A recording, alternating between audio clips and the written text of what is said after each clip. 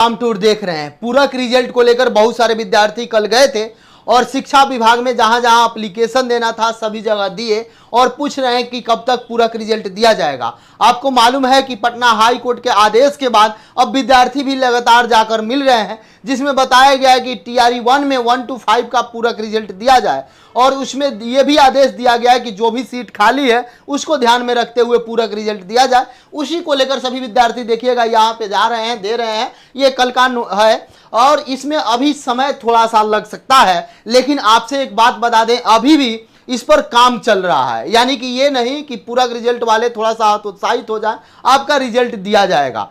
बहुत सारे जगह आप देखिएगा, बहुत सारे लोग ये कह रहे हैं कि कटअप पर वीडियो क्यों बनाया जा रहा है। मैं सभी को बता दूं कि विद्यार्थी दिन भर में 500-700 कॉल मुझे करते हैं और वह पूछते हैं कि कटअप क्या हो सकता है या क्या संभावना हो सकता है। कटअप का मतलब ही होता है संभावना, प्रायिकता कितना हो सकता है, ये सब किया जाता है। और वैसे मैं बता दूं, जो इसका विरोध कर रहे हैं या जो इसको बता रहे हैं, अच्छी बात है। आप स्टूडेंट के यदि मसीहा हैं, स्टूडेंट के लिए यदि आप कुछ करना चाहते हैं, तो आप जब बीपीएससी ऑफिस जाते हैं तो क्यों ना ये प्रश्न करते हैं कि 1 कैंडिडेट 1 रिजल्ट क्यों ना दिया गया।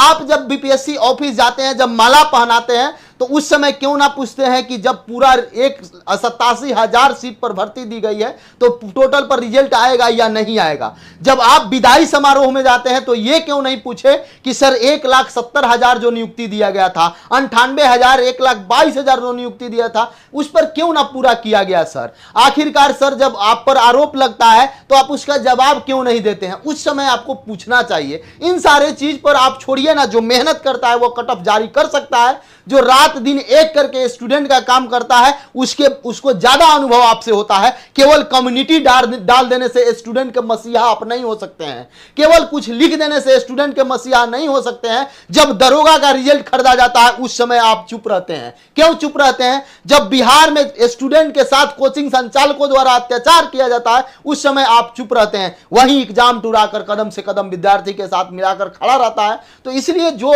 कोई भी बंधु है, इन सारे चीज से परे रहिए। स्टूडेंट सबको जानता है कि कौन किसके लिए क्या कर रहा है, कौन किसके लिए कितना मेहनत कर रहा है, ये बात स्टूडेंट को मालूम है। और एक एक बात मैं बता दूं, जहां भी छात्र की समस्या होगी वहां मैं आवाज 100% उठाऊंगा, वह चाहे कोई भी समस्या हो।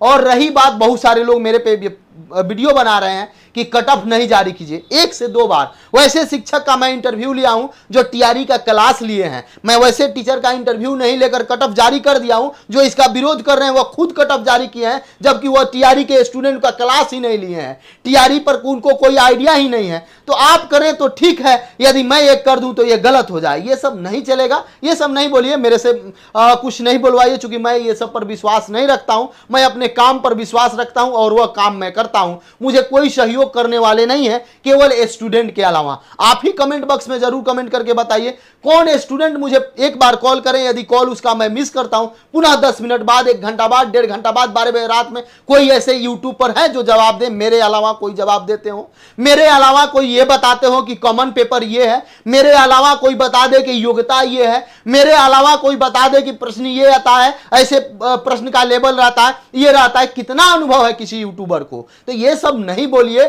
नहीं, आप जब बीपीएससी ऑफिस जाते हैं तो कम से कम विद्यार्थी के हित में प्रश्न करिए। कम से कम आप वहां जाते हैं, आप, अच्छी बात है, स्वागत है, आप और काम करिए, लेकिन स्टूडेंट के लिए करिए। स्टूडेंट से बड़ा कोई नहीं है, इससे बड़ी धब्बा बेरोजगारी से कोई नहीं है। इसलिए मेरा प्रयास होता है कि स्टूडेंट के लिए किया जाए। यदि आप मेरे बातों से सहमत है तो कमेंट सेक्शन में जरूर कमेंट करिएगा। बहुत सारे लोग इस पर लगातार ये सब कर रहे हैं, इसलिए मुझे थोड़ा सा बोलना पड़ा। यहां पे देखिए, फैसला अब सितंबर में।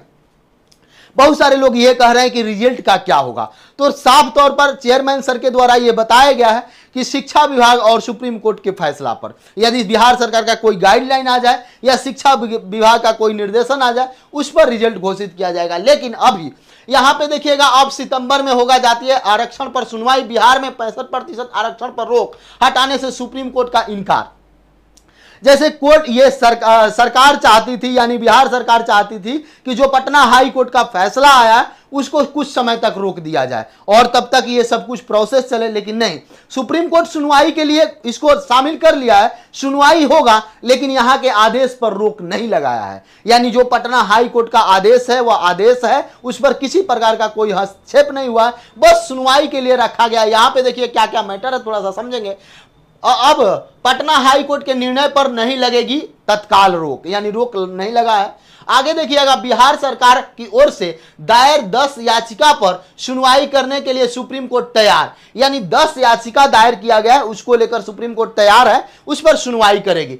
65% आरक्षण वाले कानून को हाई कोर्ट ने 20 जून को रद्द कर दिया था। यहां पे देखिएगा सरकार ने दायर की याचिका, साफ तौर पर बताया गया है पटना हाई कोर्ट ने 20 जून को अपने फैसले में कहा था कि पिछले साल नवंबर में बिहार की विधायिका द्वारा सर्वसम्मति से पारित किए गए संशोधन संविधान में अधिकार के कानून की दृष्टि से त्रुटिपूर्ण और असमानता के अधिकार का उल्लंघन है। पटना हाई कोर्ट ने संस्थाओं में नामांकन 65% आरक्षण लागू करने व राज्य सरकार के आदेश को मना कर दिया था। राज्य सरकार ने पटना हाई कोर्ट के इस फैसले के खिलाफ सुप्रीम कोर्ट में गई है। इस याचिका को लेकर सोमवार की सुनवाई हुई, सोमवार को सुनवाई हुई, लेकिन सोमवार को कोई रोक नहीं लगा। आगे कोर्ट ने कहा था इतना, और संविधान की धारा 14 और 16 का उल्लंघन। पटना हाई कोर्ट ने पिछले महीना 20 जून को दायर याचिका में फैसला में कहा था कि राज्य सरकार द्वारा सरकारी नौकरी एवं शैक्षणिक संस्थानों में, ये सारे चीज आप जान गए हैं, एक नंबर से सभी टीआरई विद्यार्थी के पास कॉल जा रहा है कि हाँ आप 20,000 रुपया लाइए, आप इतना कट ऑफ जा रहा है, इतना पास मार्क्स है, इससे आप दूर हैं, आप इतना पेमेंट लाइए। लगातार पेपर में दिया जा रहा है, प्रतिदिन पेपर में दिया जा रहा है। क्या इसमें सभी मीडिया वाले कोई जानकारी नहीं है? इस पर प्रश्न नहीं पूछना चाहिए? क्या बिहार सरकार में जो शिक्षा मंत्री हैं उनको इसके बारे में जानकारी नहीं है? डेली पेपर में दे रहा है कि इससे कॉल जा रहा है। क्या जो बीपीएससी के चेयरमैन सर हैं या बीपीएससी के कोई अधिकारी हैं उनको ये मालूम नहीं है कि ऐसा कॉल विद्यार्थी के पास जा रहा है?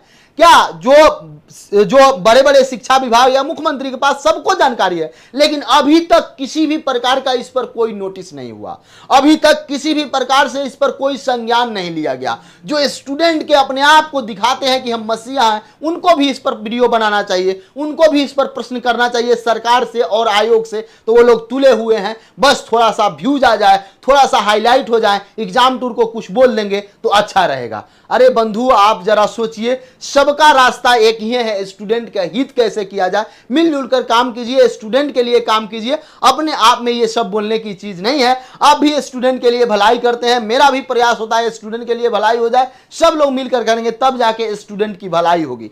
आप देख लें झारखंड में, आप देख लें यूपी में, आप देख लें एमपी में, आप देख लें राजस्थान में, ऐसा कहीं कोई व्यवस्था नहीं है। लेकिन बिहार में कई सारे लोग केवल और केवल एजुकेशन पर वीडियो बनाते हैं। कई सारे यहाँ पे स्टूडेंट के लिए काम करने वाला संस्था है, जिसके कारण से स्टूडेंट का हमेशा से कल्याण हो रहा है। उसमें आपसे मैं बता दूं, किसी भी प्रकार का मैं आज तक कोई वीडियो नहीं डाला हूं एग्जाम टूर पर, केवल एजुकेशनल से रिलेटेड। और इसका लाभ ये हुआ कि सभी लोग अब स्टूडेंट से रिगार्डिंग वीडियो बनाने लगे, वह चाहे बड़े चैनल वाले हों या छोटे चैनल वाले हों या कोई हो। ये मैं अपने आप को बहुत बड़ा नहीं मानता हूं, लेकिन मेहनत देखिए आप यदि करते हैं तो बहुत सारे, मुझे खुशी मिलती है कि कम से कम मैं शुरू किया तो सब लोग धीरे धीरे तो शुरू कर दिए। बहुत सारे लोग, बड़े बड़े मीडिया वाले 2-3 ऐसे बना दिए हैं बिहार में कि उनको केवल स्टूडेंट पर काम करना है। तो इसलिए आप सहयोग करें, आप एग्जाम टूर पर विश्वास कर सकते हैं। सबसे बेहतरीन, सबसे सटीक सब कुछ के लिए आप एग्जाम टूर को जरूर सब्सक्राइब कर लें। यदि शिक्षक अभ्यर्थी वेट कर रहे हैं रिजल्ट का, तो उनका थोड़ा सा विलंब होगा। अभी आंसर की भी नहीं आया है,